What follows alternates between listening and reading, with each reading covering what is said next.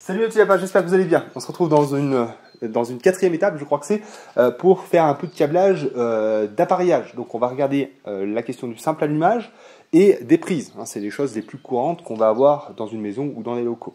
Avant, j'aimerais bien faire un petit erratum sur la dernière vidéo que je vous ai faite sur les gaines, le passage des fils, etc.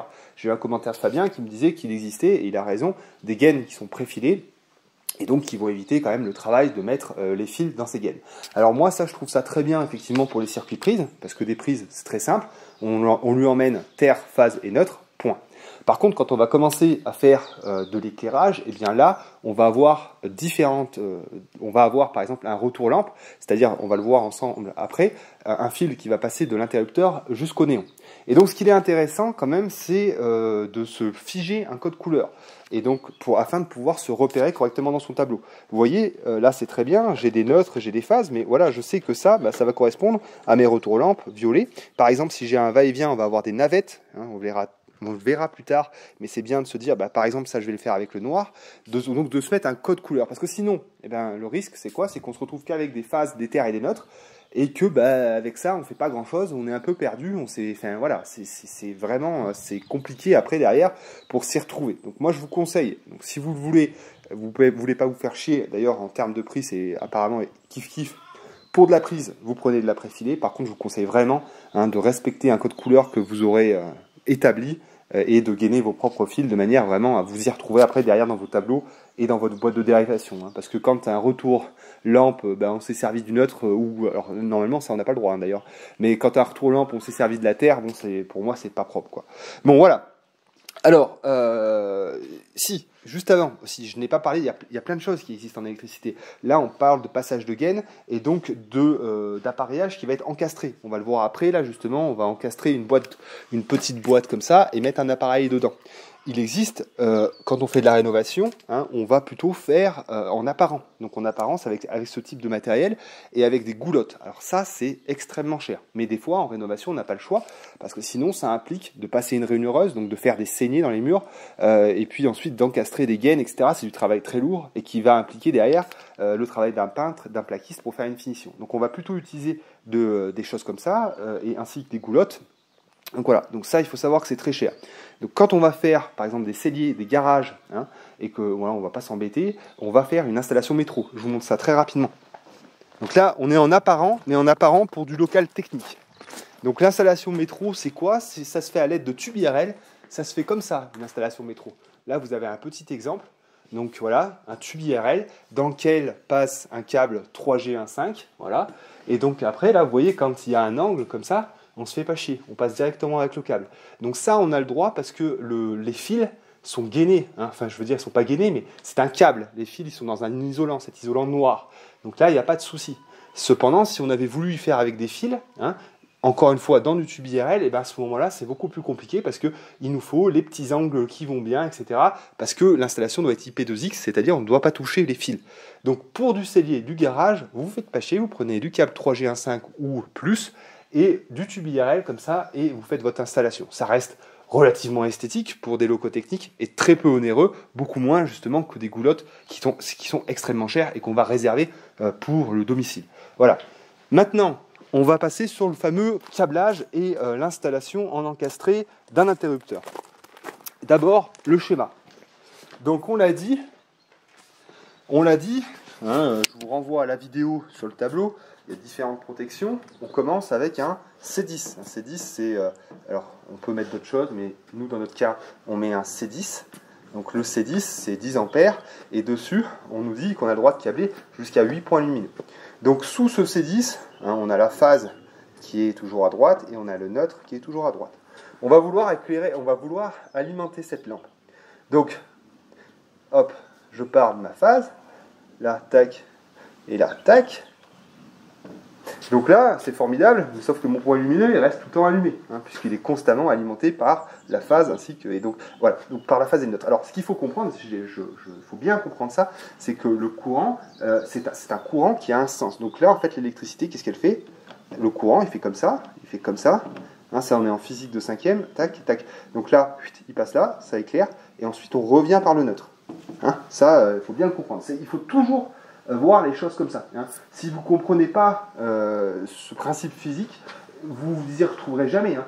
Vous pouvez pas faire une maison sans comprendre ça et en câblant bêtement. C'est pas du boulot. Hein. Il faut comprendre ce que vous faites. Ça, c'est vraiment la base, quoi. Donc, vous reprenez vos cours de physique, vous réintégrez ça. C'est hyper important, même en particulier pour du dépannage. Hein. Du dépannage, si vous comprenez pas ça, vous vous y retrouvez pas. C'est fini. Donc voilà. Donc là, c'est très bien, mais notre point lumineux, il est tout le temps éclairé. Donc, qu'est-ce qu'on fait? On va venir intégrer un interrupteur ici. Donc voilà, on va le symboliser, l'interrupteur. Donc c'est ça. Voilà, comme ça. Et donc là, on voit bien que mon petit pont, il est ouvert. Donc mon courant, là, il va venir là. Puis là, il vient dans le vide. Il n'y a rien. Donc elle s'éteint. Si on a... Alors à ce moment-là, on va... Hop. Donc là, bon, ça c'est une prise. Voilà, c'est un interrupteur. Donc j'appuie sur mon interrupteur. À ce moment-là, le circuit se ferme. Là, mon petit pont, il laisse passer l'électricité. Et ma lampe, elle est allumée. Donc... ça, c'est vraiment le schéma de principe. Donc, nous, ce qu'on fait, dans notre cas, on a choisi, parce qu'il y a différentes couleurs, là. Donc, le neutre, ce neutre-là, qui vient de la lampe, hein, et qui retourne à mon C10, donc, il va être en bleu. Hein. Ça, c'est clair et net. C'est toujours comme ça. Notre phase, qui vient donc à notre interrupteur, ce fil-là, il va être en rouge. OK? Et donc, ici... c'est ce fil-là qui va de mon interrupteur à ma lampe. Je vais lui choisir une couleur. Dans notre cas ici, c'est violet. Voilà, vous pouvez utiliser du orange, comme vous voulez. Nous, dans notre cas, ça sera du violet. Et donc, par contre, aussi, ce qu'il faut bien penser, c'est qu'il y a toujours la mise à la terre de l'appareillage. Et donc là, ensuite, donc à notre borne terre, vous voyez, c'est ici notre borne terre. Et donc là, on va avoir la terre. Qui va arriver, alors je le symbolise comme ça, j'en sais rien, à notre bornier terre. Et ça, ça sera en jaune. Et il y a 2 N à vert. Ah, je sais plus. Hein. Non. Il y a, hop là. Voilà, donc on voit que pour ce point lumineux, eh bien, on va avoir quand même pas mal de choses, on va avoir pas mal de fils et de couleurs. Donc, maintenant, je vais vous expliquer de manière matérielle. Alors, ici, on veut un interrupteur qui va commander ce point lumineux-là et ce point lumineux ici. Donc un interrupteur pour celui-là, un interrupteur pour celui-là. Donc là, j'ai une gaine avec une phase, puisqu'on l'a dit, il me faut une phase pour alimenter mon interrupteur, et ensuite 2 retours lampes, un pour le premier néon et un deuxième pour le deuxième néon. Et donc là, on en est ici, si vous avez bien suivi, on est ici, violet. Voilà, donc ça veut dire que ce violet-là, il doit remonter à mon point lumineux, puisqu'il vient à mon point lumineux. Donc là, si on regarde, ici on a bien le violet. Et donc, de ce point lumineux en haut là, eh bien, on doit revenir à notre tableau avec le bleu, le neutre. Donc ici, de notre point lumineux, on revient à notre tableau. Donc dans la boîte, Agnès a dû vous montrer, finalement on retrouve quoi? On retrouve notre violet, notre retour aux lampes, notre bleu, notre neutre, et la mise à la terre jaune-vert. Voilà, j'espère que ça aura été clair pour vous. Je ne pourrais pas faire beaucoup mieux. Alors, on va faire l'installation de la boîte, etc. Je vous montre très rapidement sur un interrupteur. Vous voyez, là on retrouve le symbole que je vous ai fait au tableau. Attends, en contre-jour, un peu plus là. On retrouve ici le symbole que je vous ai fait au tableau. Donc ici on a L, la ligne, la phase qui est symbolisée en rouge. Donc là, je veux dire, on n'est pas couillon. On sait que notre interrupteur, on va lui envoyer la phase. Et ensuite sur le 1 ou sur le 2, on va emmener le retour lampe. Alors 1 ou 2, ça n'a pas d'importance finalement. Puisque comme j'ai expliqué, regardez, ça fait comme ça finalement. Regardez. Si je retrouve mon petit stylo. On est ici. Donc en fait, mon inter, donc on admet que cette borne c'est 1. Et ici, en fait, ça donne de rien. Et là, ça serait la bornée 2. Donc en fait, mon inter, quand il est sur 2, ça va dans le vide. Donc mon point lumineux est éteint. Quand il va sur 1, cette fois-ci, ça éclaire. Et je pourrais inverser, hein, ça pourrait être pareil, ça pourrait être l'inverse, on s'en fout. Hein. Si c'était ici 1 et c'était 2, ça serait le même principe. Donc notre retour-lampe, on peut le mettre sur 1 ou 2, ça n'a pas d'importance. Ça aura de l'importance quand on va travailler sur des va-et-vient. Et ça sera dans une prochaine vidéo. Donc, j'espère que ça aura été clair. C'est difficile à expliquer. Donc là, nous, on va simplement venir incruster une boîte, mettre 2 interrupteurs qui commanderont, donc, et les câblés qui commanderont donc ces 2 points lumineux. Très rapidement, je vous ai montré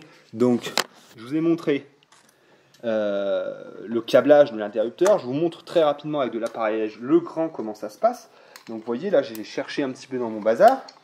Donc là, je vais prendre une applique faite pour 2 appareils. Hein, donc ici, j'ai un va-et-vient. Donc je fais bien attention de le mettre à l'endroit. Hein, voilà, bien à l'endroit. Donc là, j'ai un intégré. Alors je pousse, c'est assez raide. Attendez, je vais mettre... Voilà. J'en mets un deuxième. Voilà. Là, j'ai mes 2 appareils. Ensuite, je vais les mettre au milieu, normalement, je crois. Et hop. Et ensuite, ma plaque de finition. Alors d'abord, évidemment, hein, je vais visser ça dans ma boîte, mais je vais vous le montrer. Et ensuite, ma plaque de finition qui va venir se clipser dessus, si elle veut bien. Alors attendez, parce que là, je suis peut-être pas au milieu. Je suis peut-être pas au milieu.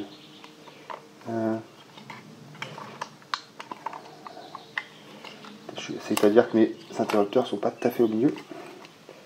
Là, voilà. Là, c'est bien au milieu. Et donc là, je viens mettre ma finition. Et voilà. Et j'ai mon interrupteur encastré, propre. Voilà. Allez, je vous fais ça là. On vous fait ça avec Agnès. On va faire un petit plan, on va voir. Voilà. Donc si vous avez des questions, j'essaie d'y répondre. J'essaie d'être le plus clair possible. Pour la prise, hein, ça va être très très simple. Vous voyez derrière une prise. On fait ça très rapidement. La prise et après on arrête parce que sinon c'est du bourrage de crâne. La prise, je vous fais ça ici. La prise, c'est vraiment ce qu'il y a de plus simple. On protège avec, dans notre cas, on est en 2,5 mm². Donc on met un C20.